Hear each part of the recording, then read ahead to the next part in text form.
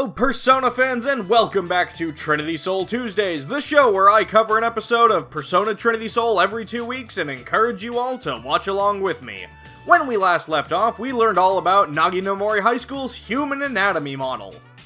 And I think some other stuff happened too. Wasn't there something with like a ghost? On today's episode, we open up with Eiko not acting like a crazy person by cutting up newspapers. At least she's not busting out the red string. Yet. Speaking of acting totally sane, Shin apparently has plans for today. He seems pretty excited about it, but the way he's answering Jun's questions, I think he's got something on his mind besides booty for once. どっか行くの? まあな。誰かと? まあな。 Hey Shin, are you a big, dumb, stupid head? まあな. Heh, got him. We quickly find out the reason why Shin is in such a good mood is because he gets to spend the day with Eiko, just the two of them. Apparently it's just for work-related stuff, but he doesn't seem to be complaining. Also, while they're stopped at a red light, Konoru sees the two of them. That's a thing that happens. Sorry, yeah, extra pepperoni.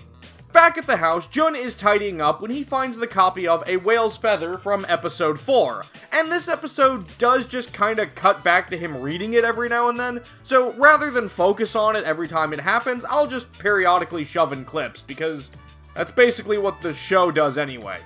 Eiko and Shin are checking out the submarine from the first episode, and I'm happy to see they cleaned up the egg salad sandwich. Hey, do you think someone finished eating that, or did they just throw it away? Eiko, do you know what happened to the— Oh, okay, you're busy. I'll ask later. Not only did Eiko suffer a head rush and get a bump on the back of her coconut, but she'd forgotten her camera's memory card, so she couldn't take any photos, which was literally the only thing she'd planned to do today. Oh, and now it's raining.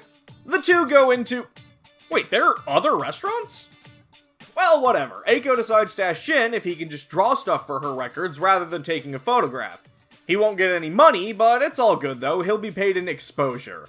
To fill any potentially awkward silences, Eiko decides the best conversation to have with this teenager that's obviously crushing on her is to talk about his hunky professional older brother, that she knows on a much deeper personal and professional level, with a dash of his dead sister thrown in for good measure. ユキのことって何? You know, the horrible accident from 10 years ago? As the oldest brother, Ryo was the one who had to take the gamble and have the doctors put part of Yuki's brain into Jun, because she was gonna die anyway, but Jun could have been saved, and that's why he has that scar. Did you not know any of this? Now would be a great time for the spaghetti we ordered to show up. So let's just nope out of that depressing conversation with a nice boat ride, where the two of them discuss an ancient legend about a giant clam because of a weird mirage thing along the horizon. And we learn a little bit more about Eiko's past, as she talks about when she went diving and started to go numb. So she swam towards the light, except the light was coming from the bottom of the ocean? So this is basically the story all about how her life got turned upside down. And there were feathers. Because there are always feathers. Of course there were feathers. This whole series has been nothing but weird random feathers. How many bald seagulls are in this city? Jun continues reading the story, which sounds cryptic and creepy, but is also supposed to be a story of hope. And it also has a bunch of feathers in it, so there's probably going to be some connection there at some point. Shin decides to put his new sketchbook to good use and is going to draw Eiko like one of his French girls. My nose itches. 動かないで. ごめん. And then, you guessed it, feathers! Hundreds of them! And Shin somehow winds up in the ocean the same way Eiko said she did. Shin!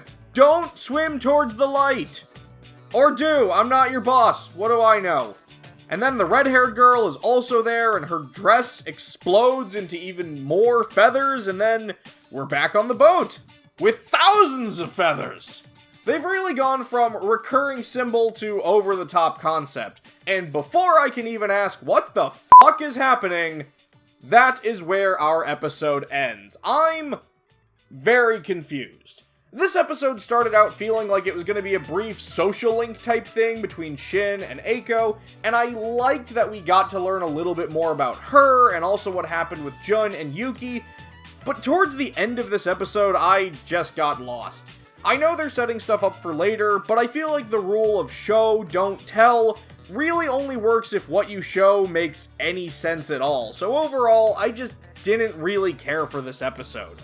Those of you that are watching along at home, what did you think of this episode? Let me know in the comments below, and I'll see you all again in 2 weeks, but for now, so long. On the next episode of Trinity Soul Tuesdays, we're gonna need to find an epic soundtrack for a training montage of this magnitude.